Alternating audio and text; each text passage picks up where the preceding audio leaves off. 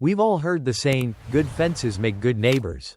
Right? But what happens when that fence becomes the only thing standing between you and temptation?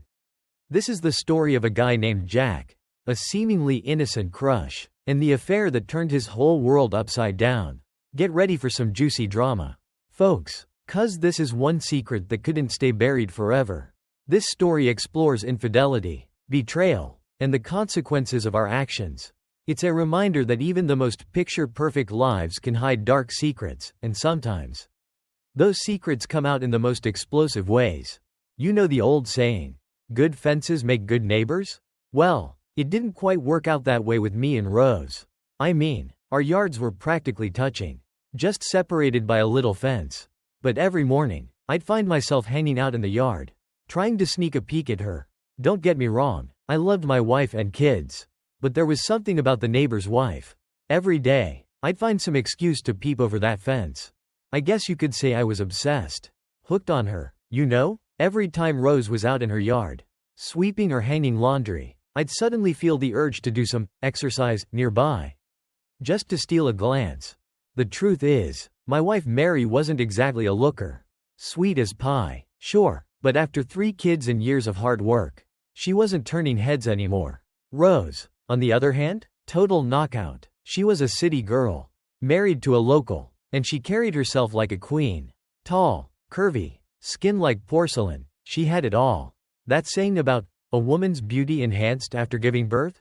Man, it was invented for Rose. One day, I found myself by the fence again and decided to make conversation.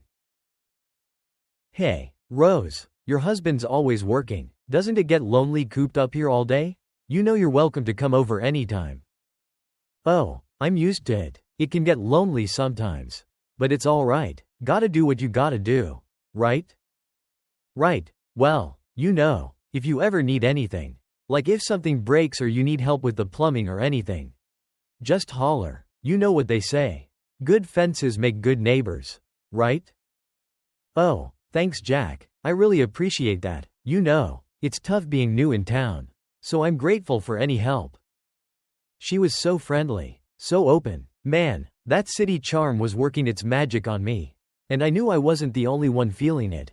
Turns out, John worked for some chemical company out in the state capital. He was only home once a week. If that, Rose was stuck at home with the baby. No job yet, and her in-laws lived way out in the sticks. Never coming around much. So yeah, it was just her and the little one all day. Every day. That just made it all the more tempting for me to keep tabs on her. Whenever I heard John's car drive off, you could bet I'd be finding some reason to drop by Rose's place. See, I considered myself quite the ladies' man. I had this confidence about me, this way of reading people, especially women. I just knew, sooner or later, I'd turn this little crush into something more. I spent plenty of nights thinking about Rose, about the way she looked at me. Was it just my imagination? Or was there something more in those eyes? Man, those eyes. I couldn't get them out of my head. Couldn't sleep some nights, even lying there next to Mary. Truth be told, John was a good guy. Quiet, hardworking. Maybe a little too quiet. Skinny dude, kind of bookish. Me, I was always a bigger guy. Strong, outgoing, and yeah, I liked the ladies. Even with a wife and kids, I had my flings. Mary knew, caught me a few times. But she always took me back. She was too good for her own good. Too patient. But that's just who I was. I guess. Couldn't fight my nature. Anyway, even with Rose and John living next door for a while, they didn't really socialize much. Me, on the other hand, well, I was always up for a chat. Always happy to be neighborly. That evening, the sun was setting as I came home from work. Mary calls out to me. Jack, honey, we're out of flour again. And the power's out, so I can't use the mixer. Would you mind running over to Rose's and asking for some? Now, I would have jumped at any excuse to go see Rose. But I didn't want Mary getting suspicious. So I said, come on, Mary, you go. Mary is irritable. I'm busy with the kids and the hogs. You know how it is. What will people say? Me borrowing flour? Besides, I'm swamped here. Go on, go on. I tried to hide my excitement. All right, I'll head over there and see what Rose can spare some. I practically skipped over to Rose's place. Heart pounding, I peeked through the fence, but didn't see her anywhere. Rose? Rose, you home? I called out. A moment later, I heard her voice from behind the house. Oh, hey Jack, sorry, I'm back here, I was just.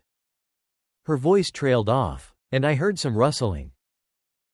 Everything all right? Need something? Oh, gosh, this is so embarrassing. I need a little favor. If you don't mind. Anything at all, just name it. I was practically giddy with anticipation. Well, I was in such a rush with the power being out.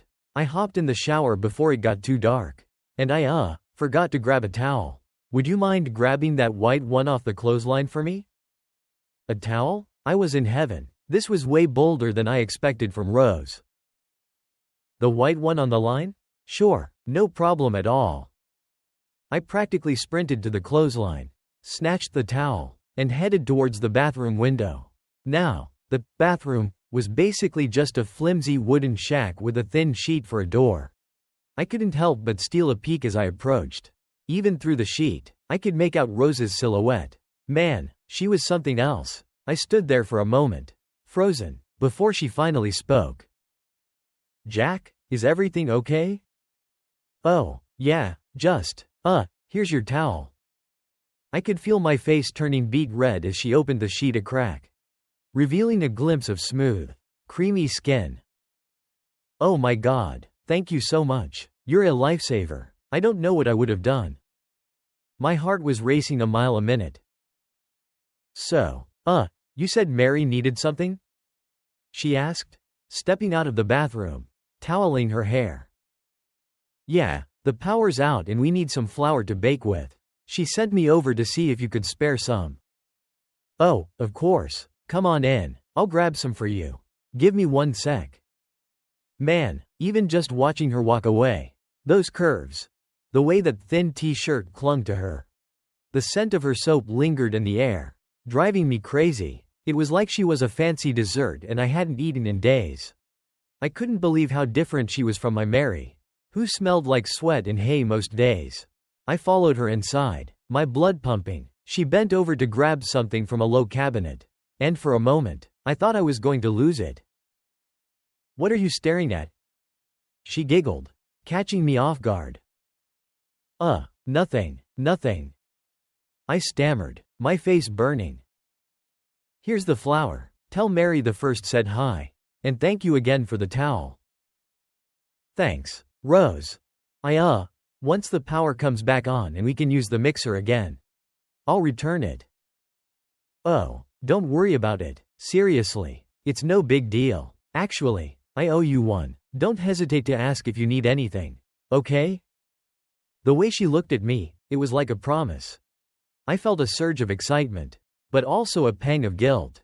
I had to get out of there before Mary got suspicious. All right, well, I better let you get back to it. Don't hesitate to call if you need anything at all. You hear? I practically ran out of there, my head spinning. Since Rose and John moved in, they kept pretty much to themselves. But me being the friendly, talkative neighbor that I am, I'd often stop by for a chat. And Rose, she was an open, friendly person too. It didn't take long for us to become close. One morning, just like any other, I was doing my exercises in the yard, conveniently facing Rose's house. Being a city girl, she always dressed in those modern, stylish clothes. Sometimes it was those loose, breezy nightgowns. Other times it was those figure-hugging dresses that showed off every curve. Man, she knew how to drive a guy crazy. I was trying to be subtle. You know, just stealing glances while pretending to stretch. Then, I saw John wheel his motorcycle out and take off for work. Bingo, my lucky day. I casually strolled over, like it was no big deal. Mornin', John taking off already? I asked, nodding towards the road. What are the mother and daughter doing? What are the mother and daughter doing that they are yelling so loudly? Husband goes to work. Staying at home is also boring. Yep, we were just having a little disagreement. The joys of weaning, you know? She replied, trying to soothe her fussy baby. I pulled up a chair. settling into my front row seat to the Rose show.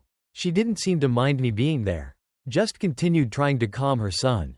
Then, without a hint of self-consciousness, she lifted her shirt to breastfeed.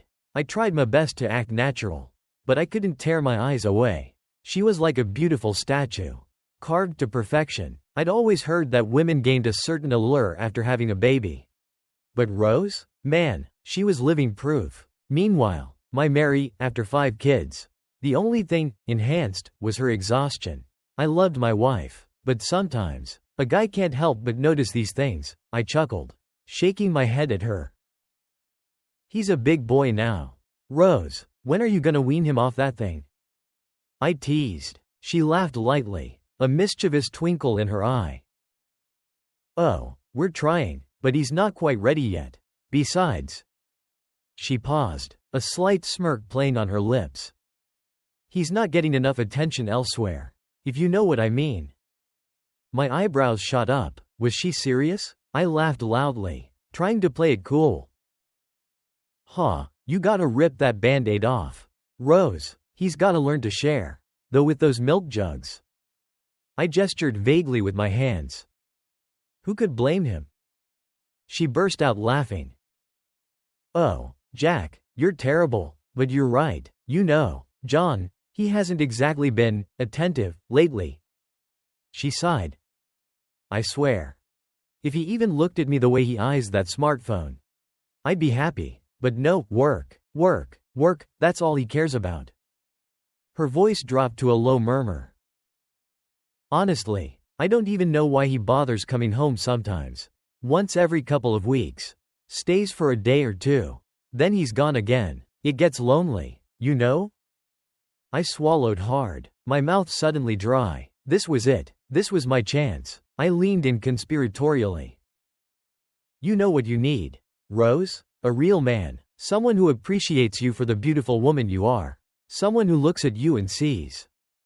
I let my voice trail off suggestively.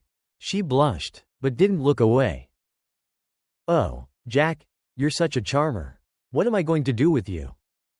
Well, how about, next time you're feeling lonely, just give a shout? I'm always around, happy to keep a beautiful lady company. Jack, what if Mary sees? I winked. Don't you worry about Mary. She doesn't notice much these days. What she doesn't know won't hurt her, right? Rose was looking at me with a newfound intensity. Just then, I heard Mary yelling from our backyard. Jack, where are you? What's taking so long? Damn, I had to go. I got to my feet, my heart sinking at the thought of leaving Rose. Duty calls. I'm afraid. Gotta keep the old ball and chain happy, right? But listen, I mean it. You need anything, you just let me know. You hear? She smiled, a slow, knowing smile that sent shivers down my spine. I will. See you around, Jack. I turned and walked away, Mary's voice echoing in my ears. But all I could think about was Rose, and the promise in her eyes. Rose tried to play it cool, but she couldn't deny the flutter in her chest after Jack's suggestive words. It had been so long. John's job, or maybe it was his health. Something was keeping him distant. He was always either at work, or when he was home. He was too tired to even look at her. He hadn't touched her in months. Just doted on the baby. And here was Jack, their charming, flirty neighbor, making her feel seen, desired. It was intoxicating. Meanwhile, I had barely made it back to my own yard before Mary was on me. What were you doing over there all that time, Jack? She snapped, her voice tight with suspicion. You practically ran out of here the second John left. What's going on between you two? Oh, relax, Mary, it's nothing, you're imagining things. I scoffed, trying to sound nonchalant. You know how you get. Always jealous of nothing. Jealous? Don't play dumb with me. Jack, I've put up with your wandering eye for years. But this is different. I won't stand for it anymore. I sighed, exasperated. For crying out loud, Mary, you're making a big deal out of nothing. Just drop it, all right? I'm starving. What's for dinner? Oh, so now you care about dinner? Maybe if you put as much effort into this family as you do chasing after other women. I turned her out, my mind already back with Rose. I knew Mary. She'd rant and rave, but she'd get over it. She always did. That night, lying in bed next to Mary, I couldn't stop thinking about Rose. Her words, her laughter, the way she looked at me. I was hooked. I knew what I had to do. The next morning, I was out in the yard before the sun was even up. I started doing some stretches, really exaggerating my movements, flexing and straining for Rose's benefit. It wasn't long before she wandered over to the fence. I saw her watching me, a curious look on her face. Wow, Jack, looking good. That gym membership must be paying off, she said with a wink. I sauntered over to the fence, flexing my bicep. This old thing? Nah, this is all natural. Baby, go on, feel it. She laughed, but tentatively reached out and squeezed my arm. Wow, Jack, you're strong, not like some people I know. I felt a surge of triumph at her words. My plan was working. Yeah, well, some guys, they don't appreciate what they've got, you know?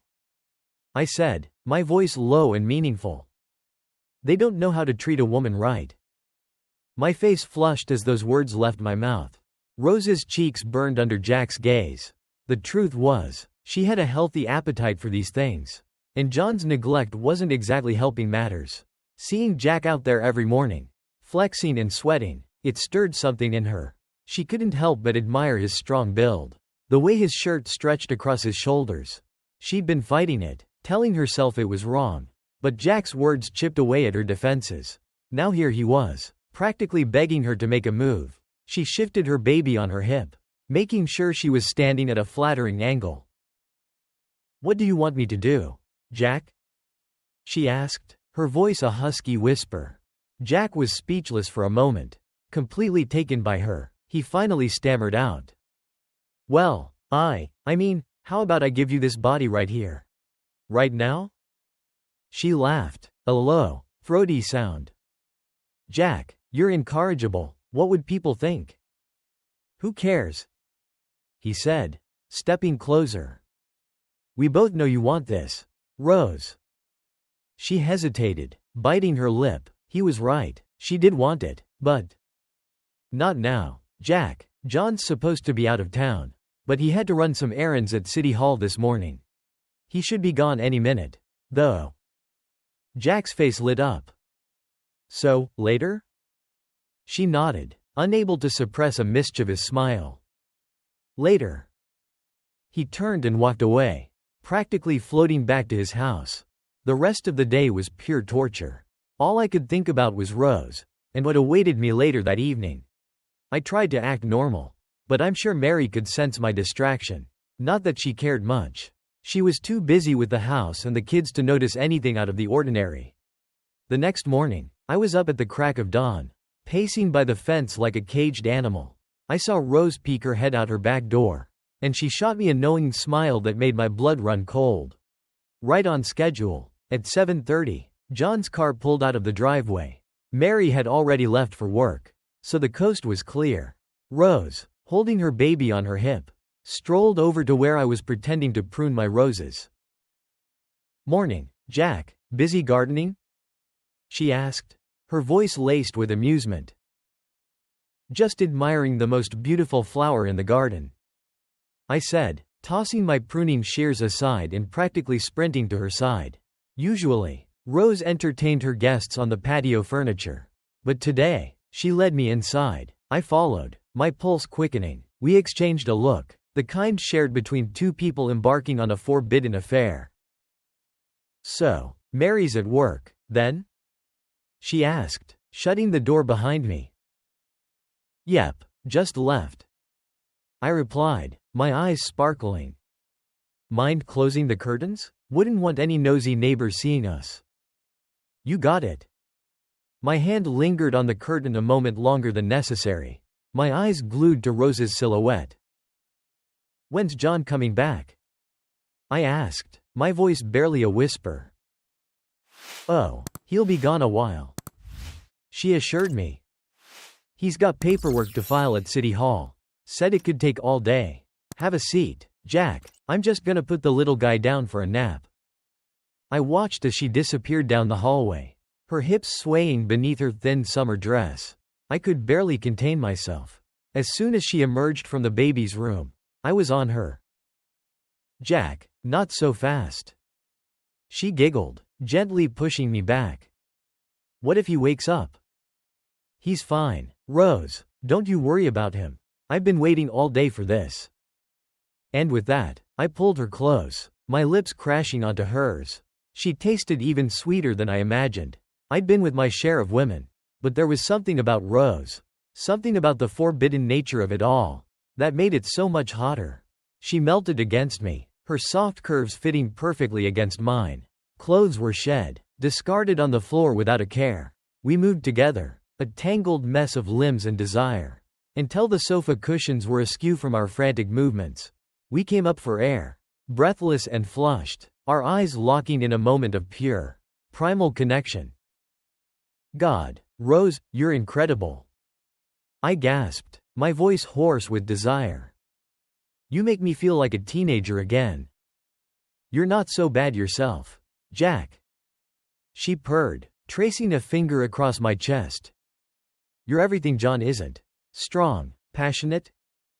She paused, a mischievous glint in her eye. And you definitely know how to treat a woman right. You just wait, Rose. I whispered, trailing kisses down her neck. This is just the beginning. Anytime John's out of town, this body's all yours.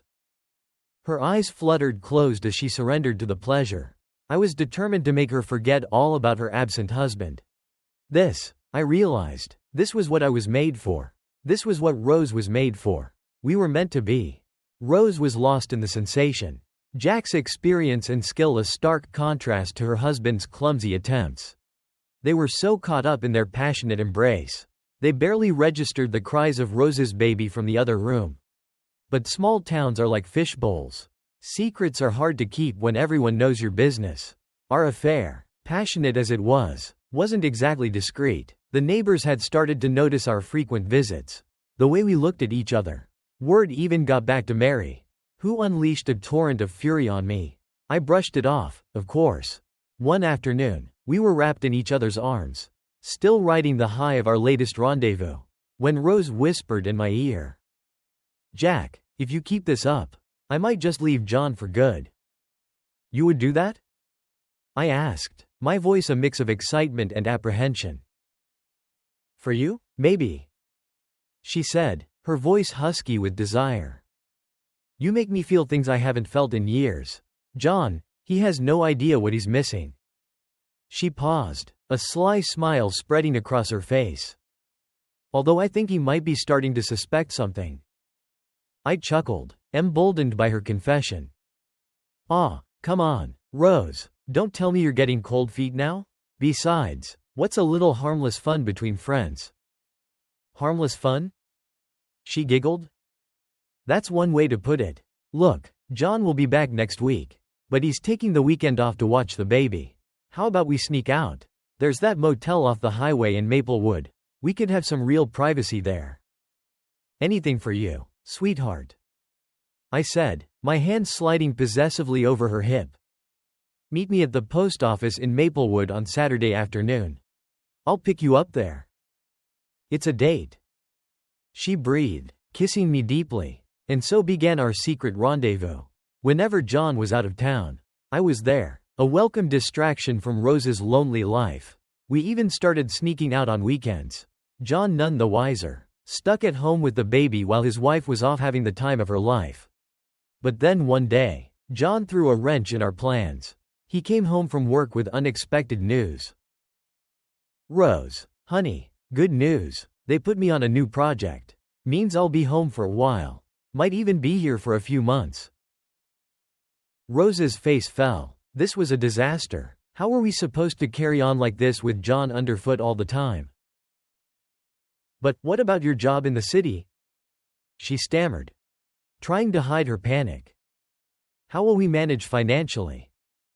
Don't you worry your pretty little head about money, honey, he said, pulling her close and giving her a quick kiss. I got us covered. This new project pays well.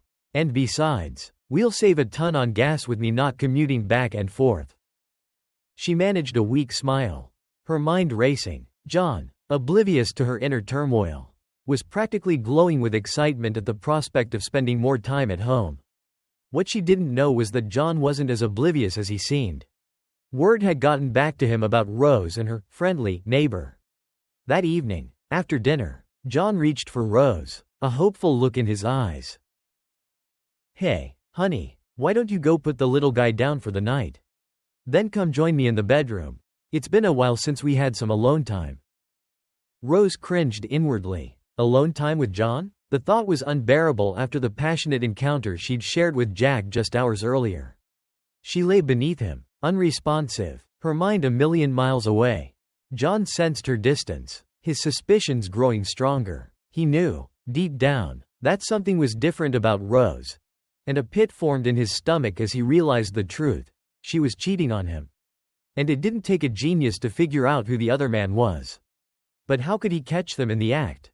The next morning, John pretended to leave for work as usual.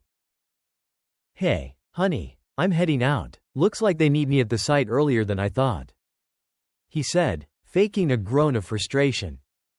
"Here's some cash for groceries and whatever else you need. Don't worry about a thing. I'll be back in a week or two. Love you, babe." Rose barely registered his words, her mind buzzing with anticipation.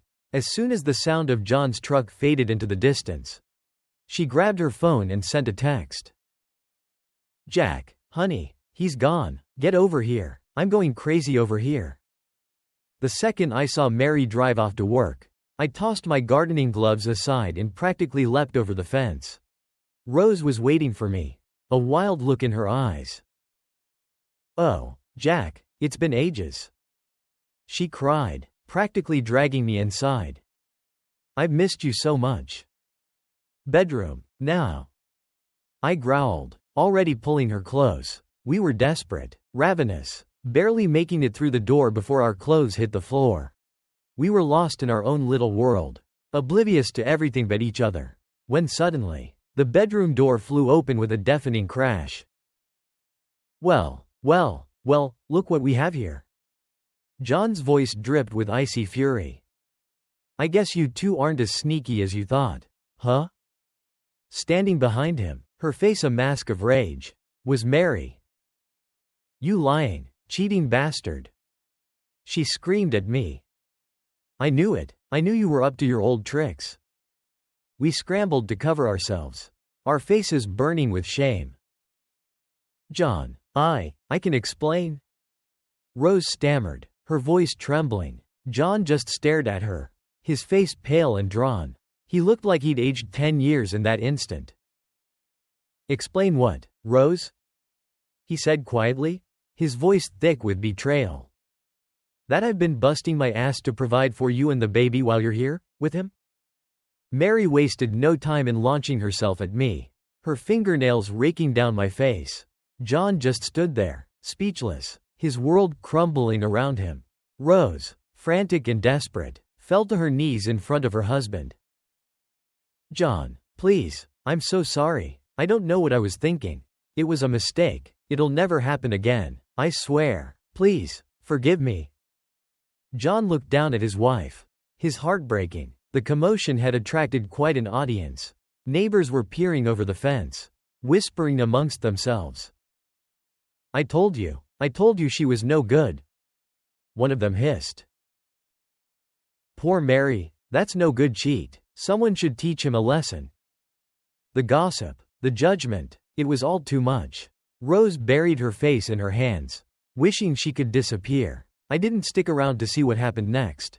I'd been shamed, humiliated, and I knew I only had myself to blame. A few days later, I saw a moving van pulling out of Rose and John's driveway. I heard through the grapevine that Rose had moved back to Rose's hometown. John painfully decided to divorce Rose and raise the child alone. As for me, Mary didn't hesitate to kick me to the curb. I begged, I pleaded, but her mind was made up. She took the kids and moved back in with her parents, leaving me alone in that empty house. I'd never felt so lost, so utterly alone. It was only then, staring at the empty rooms, the silent toys scattered across the floor, that I realized the true extent of my betrayal. I'd thrown away the love of a good woman, the respect of my children, all for a few stolen moments of fleeting pleasure. I lost everything that mattered because I couldn't control my own desires. Don't make the same mistakes I did. Cherish your family. Cherish your loved ones. Don't wait until it's too late to realize what you've thrown away. So, there you have it, a tale of desire, betrayal, and the high price we pay for giving in to temptation. Jack's story is a cautionary reminder that the grass isn't always greener on the other side of the fence. Sometimes, it's full of thorns that can cut you deeper than you ever imagined. What do you think? Could Jack have avoided this outcome? Was Rose right to give in to her desires? Let me know your thoughts in the comments below. And if you haven't already, make sure you hit that subscribe button and ring the bell for more stories like this one. Until next time.